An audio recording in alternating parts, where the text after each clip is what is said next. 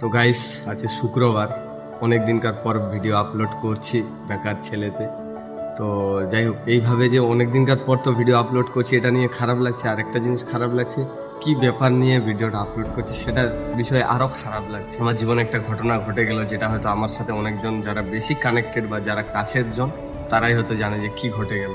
তো গাইস, একটা ভরসা ছিল আমার যে অনেকজন সাহায্য করতে আসবে, বা আমি সত্যি কথা বলতে যে জিনিসটা করলো সেটা নিয়ে অনেক ভয়, মানে আমার মধ্যে ভয় ঢুকে গেছিল।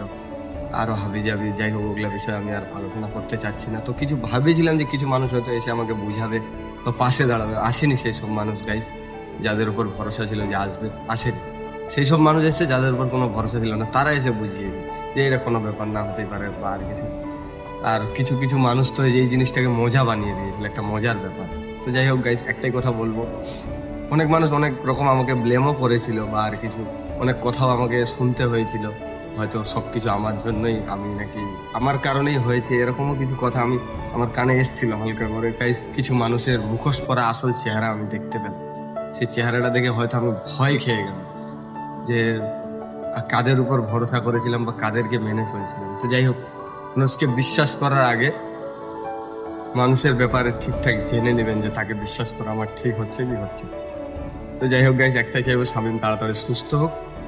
আর অনেক মানুষের অনেক রকম কোশ্চিন, সেই কোশ্চিনের অ্যান্সারগুলো আমি চাই শামীমই দিক। আমি হয়তো ভয় খেয়ে গেছি, বা ভয় বলবো না, আতঙ্ক আমার একটা ঢুকে গেছে। তো যাই হোক, শুক্রবারের দিন আমি বেশি লেট করবো না, নামাজ পড়তে যাবো।